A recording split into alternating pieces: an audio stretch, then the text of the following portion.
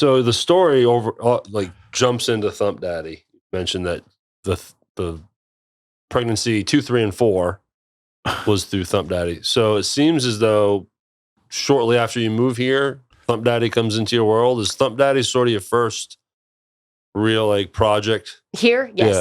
Yeah. Well, yes.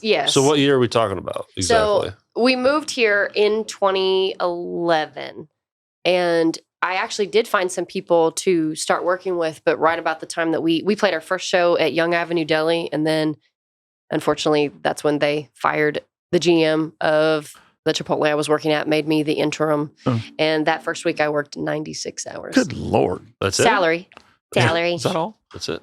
Yeah. Yeah, well, That's crazy. it was not cool. I was very frustrated. You think? Yeah, that sucks. All my hourly managers were making like double what I was making because of their overtime. And I'm just like, this is not nice. Right. Like, I don't know. Maybe Chipotle will make that right Life someday. choices. Yeah. I've made a lot of bad ones, so I know. Yeah.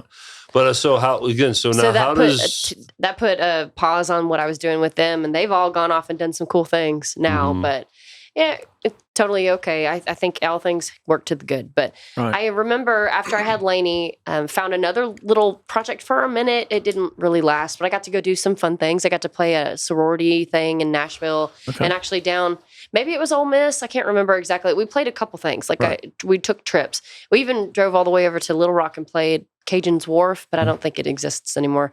But maybe it's something else. It was really cool, like right on the river, and it was like a 2 or 3 story thing. It was really nice. Right. But anyway, was really wanting something and had Layne. It was almost maybe a year past in 2014, and ended up responding to a Craigslist ad for a guy named David who lived in Horn Lake, Mississippi. And so went down there, met him. He played drums, and Steve was there, because he'd already worked with Steve before. And so I met Steve, and though it didn't work out with that guy, there was a time where we did another rehearsal, and he had found Greg Verrett, the one that is bass player of Thumpdaddy. So he had found him and brought him down, but they didn't really get along. I don't know all of the, I mean, Greg could tell you better someday if he needs to know, but it was not going to work out between the two of the rhythm section was not going to work out. It was not working out. So I know the feeling.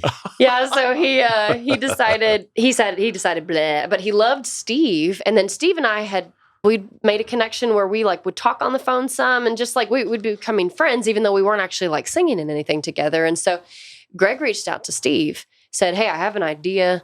I want it to be dance, high energy. I almost don't want the kick drum to ever stop. Right.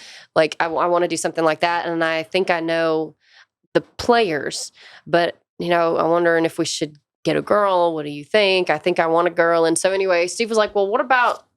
But at that time, I was like incredibly naive. I didn't say bad words at all. He's like, "Yeah, she's not going to work." He's like, "There's no way she can do it. We got to break her in." Well, he wasn't even willing to like give me a try, and I didn't even know that actually until later. But he's like, "No, I think she's going to be good."